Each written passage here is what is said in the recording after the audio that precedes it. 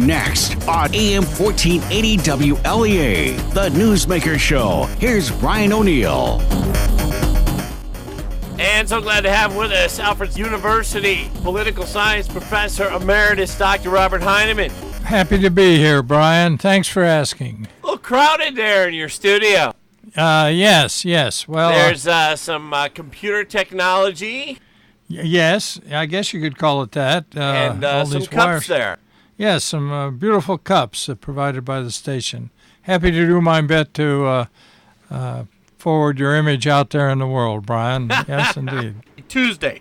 Congressman Tom Reed and State Senate candidate Chautauqua County Executive George Borrello hold a big press conference in Buffalo where Reed especially says that over $10 million has gone from federal tax money to Albany to fix up the roads in Chautauqua County in the Seneca Nation area, and the roads are not fixed.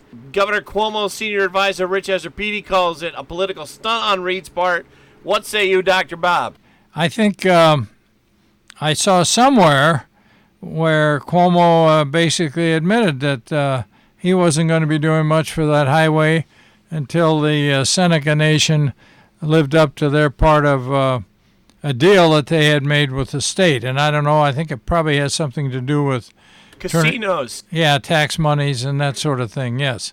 And I guess as a background here, we should first and foremost point out that the Indians contribute a heck of a lot of money to political campaigns. And so I can see where Mr. Reed and Mr. Borrello and other areas of the state, up around Syracuse and then up in the North Country. I mean, there's a lot of political contributions involved there. But what's interesting here is the bigger picture, and that is when Mario Cuomo was governor, folks may remember, we had some real problems, mostly down along what is now I-86, going through the Salamanca region and across there. The Seneca were burning tires on the road, stopping traffic, and it really was pretty nasty. And up in the North Country, I believe the Mohawks shot a helicopter down and I think killed 2 state troopers. All these involved, I guess, arguments about casinos and cigarette taxes and things of that sort. But in any case, the point here is that Mario Cuomo was very reluctant to move in and move authorities of one sort or another in and try to suppress this unpleasant activity and dangerous activity by the Indians. And the point here is that under 42 U.S.C. 1983, which is a section of federal law, that, Brian, that's 42 U.S.C. 1983. You got that? Oh, you got it memorized. All right, good. Thanks, Brian. Under that law, state officials are personally liable for denying individuals their constitutional rights. And the Attica uprising tied up the Rockefeller estate, I believe, for 25 years in terms of lawsuits brought, I think, largely under 42 U.S.C. 1983, claiming that the Rockefeller had, in fact, led to the deaths of a number of inmates and so on and so forth. And Mario Cuomo was not about to go charging in on these Indian properties and reservations and put himself in that position. So he backed off. But what's interesting here is, of course, that Andrew Cuomo is dealing with the Indians in a little different fashion. He's not sending in any law enforcement officials or anything of that sort. He's just letting them kind of wave in the wind there and just sort of standing back. So I think, governors are obviously sensitive to the fact that they can be personally sued for some of these activities. And in this case, Andrew is, I think, putting himself in a position where he's putting the heat on the Seneca, but he's not involving any state officials or anything of that sort. So I think it is pretty clever of him, frankly. Talking with Dr. Robert Heineman, the state Senate. More Republicans are getting out of the state Senate in Albany, Doc. I know there's a guy in the Syracuse area who has stepped down and has been nominated for a Supreme Court position. And then you have Ort and Jacobs. Ort is from Niagara County, I believe, and Jacobs is from Buffalo. Both of them have said that they intend to primary Congressman Collins, on the Republican side. So there's two more Republican senators, and I believe they don't have a choice. They've got to either run for that Senate spot or run for the state, keep their state Senate seats, because I believe now the primaries are on the same day, and so they can't be on two different tickets at once. So if they're going to primary Collins, they're both going to have to show up on the ballot on that line. And that empties two more seats in that respect. And the Jacobs seat in particular is vulnerable to the Democrats picking it up because he's from basically Center City, Buffalo, and his district is, I think, something like 2/3 Democrat. Nonetheless, he's very popular and has managed to win re-election again and again. But when he steps out of there, it's almost certain that Democrats are going to move in there and pick up that seat. So I don't know what else there is downstate that is vulnerable. But the fact is that this just decreases the chances by quite a bit of the Republicans ever taking control of the state Senate. And one of the issues that has popped up here is the fact that the state legislature has passed legislation. Well, they passed a rule. I don't know if it's legislation or not, which says that legislators cannot get so much outside income. In other words, they have to depend on their income as state legislators, and there may be a limit on how much outside income they can make. But certainly they won't be making as much as they are now. And the one guy up in Albany is making noises like he's going to step down because he owns and runs a big construction firm. And our own Senator O'Mara's name has come up again and again because, of course, he is an attorney in addition to being a state senator. Now, recently, I believe yesterday actually, one of the state courts held that rule simply wasn't law, and the state legislature didn't have the power to require that. So that is being appealed to the State Court of Appeals, and we'll see what the Court of Appeals has to say about it. If they uphold the right of the state legislature to prevent people from having outside income of any extent, you're going to see more state senators, Republicans, pile out. Because, the Democrats can stay in because they're in the majority.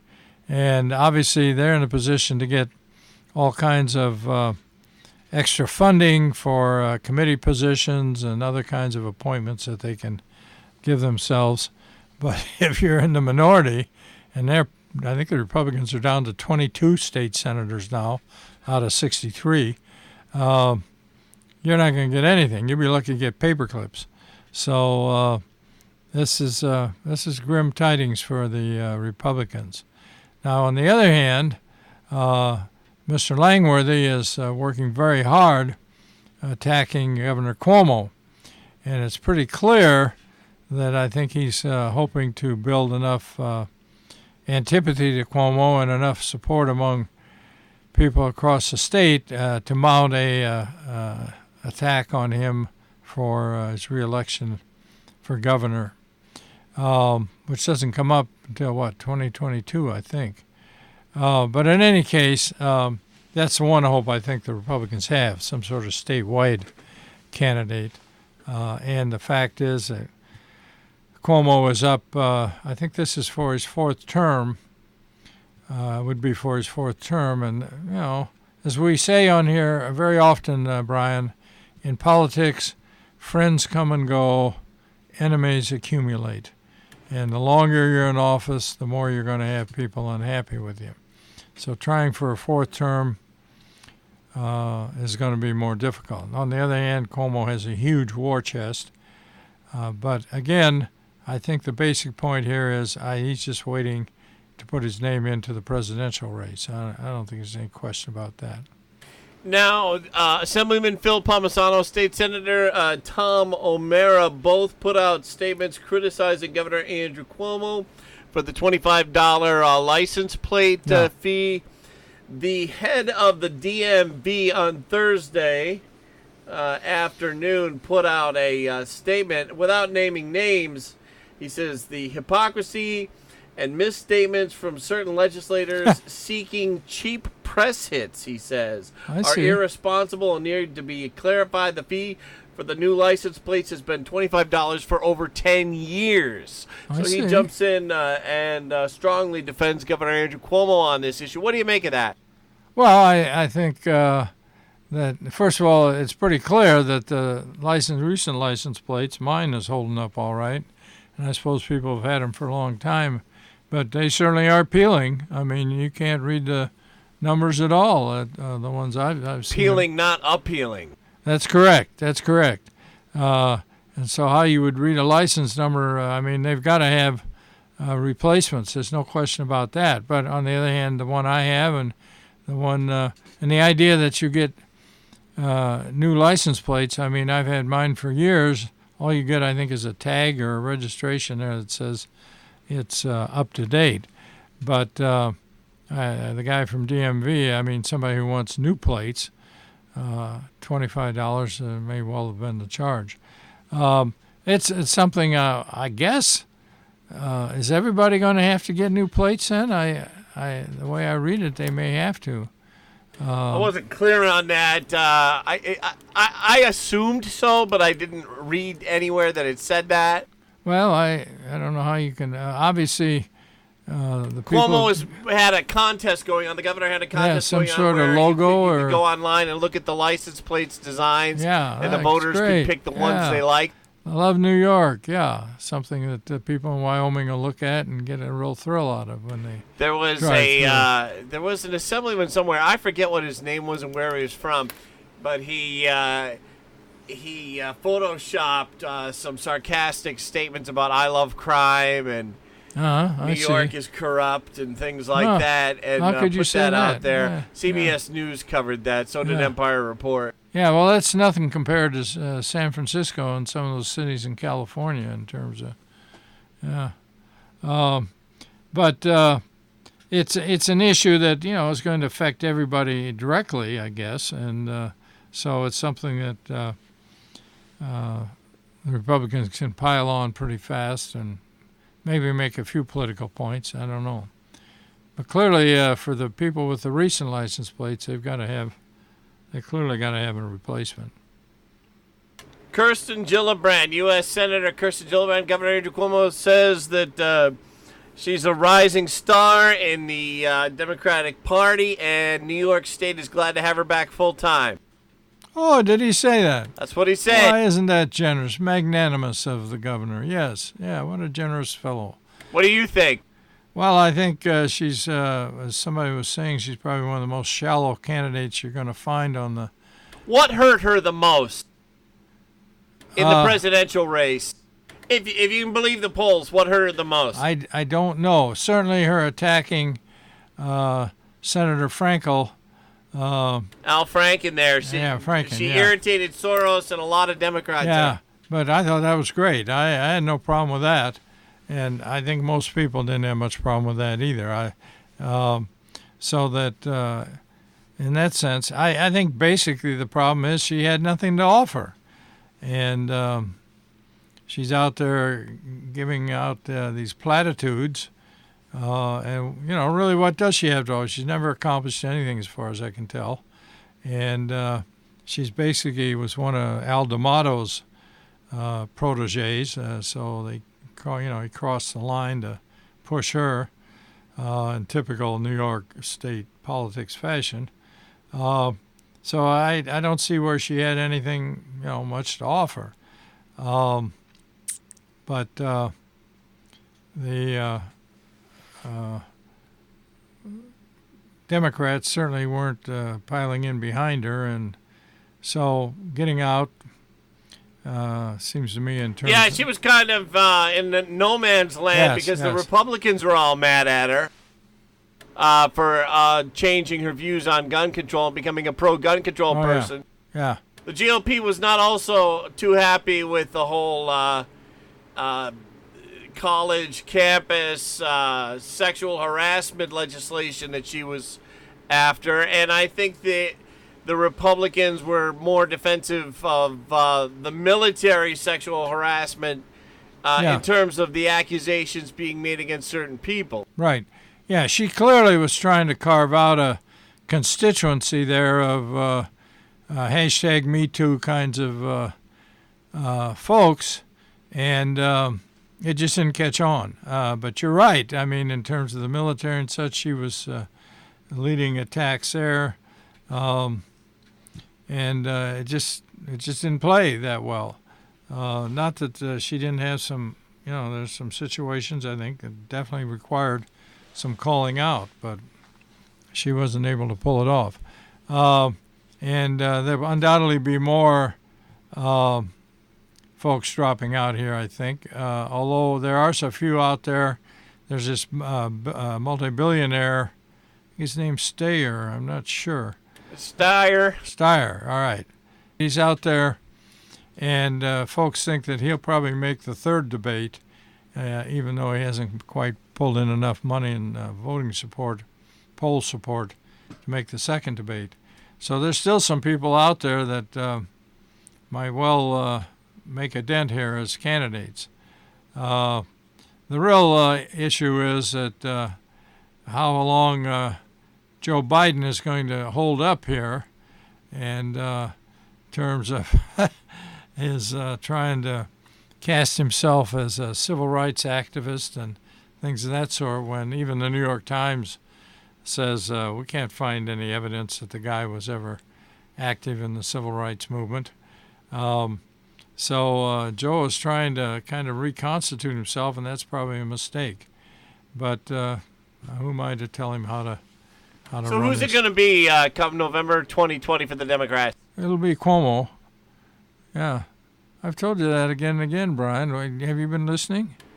It'll be. You really think? Because the funny thing is, Sean Hogan keeps saying, no, he's committed to New York State. He won't leave. That was his father, I think. His father would not sleep outside of New York State. He would not sleep outside the mansion. Okay. And you kind of ask yourself what Mario was concerned about. But that's neither here nor there. I like Mario. Afghanistan. Can we talk Afghanistan before we go? Are we going? I thought we were talking Cuomo. I mean. Oh, okay. Well, I thought I had the answer. So. Well, no, you and Sean don't have the answer there, Brian. Cuomo will be the candidate. Okay. And we heard it here first. Well, you've heard a lot of things here first, some of which were totally inaccurate. But I think the real problem for the Democrats is if Biden gets the nomination, or thinks it looks like he's going to get the nomination, you're going to have some of these people way out on the left very unhappy about that. On the other hand, they may well be threatening third-party movements, and that's where Cuomo, I think, comes in very, very well there. So we'll just have to see if that eventuates, but I think I can just see him swatting de Blasio out of the way. A step aside here, fellow. I think he'd like to do that. Yes, I think he'd get a kick out of that, yeah. Well, go ahead. You interrupted Afghanistan, me. The generals are not on the same page as Oh, the is that president. right? Is that right? Yeah. Well, that's not too unusual. They weren't. He wants out. They want to slow him down. Yeah. Just give us more troops. This sounds sort of like Vietnam, doesn't it? just give us more troops and we'll do a better job here. And they had both Kennedy and Johnson wrapped around their fingers. They were afraid to take them on. And what Kissinger did when he came in with Nixon there is they set up Nixon did not have to answer directly to the Joint Chiefs of Staff and such. They set up a panel, and then they would make recommendations to the president. So they kind of got around that. But the top military people in the country are very good. First of all, they're very good, very bright people, and they're very good politicians. And obviously they don't like the idea of having to withdraw. But I think Trump's made his decision, and we're on the point of finally pulling out of that total sinkhole there and saving ourselves some American troops and NATO troops. And as we said before, doing that, though, is going to lead to some really horrible results for the people who live in Afghanistan. But you can only 18 years we've been in there. They're going to have to take care of themselves. But it does look like we're pulling out. That's pretty certain. Yeah. Well, little Newsmaker, WLDA.net. Now, when Dr. Bob came in before we went on the air, he pointed out that the August 16th, August 23rd shows were missing. They have been restored at WLDA.net if you want to go back and listen. Oh, good. People will need that to give the complete background when they're in Wegmans or McDonald's discussing public affairs. That'll work, yeah. All righty, Doc. Thanks for coming in. Are we done? That's it. All right. My pleasure. Thank you so much.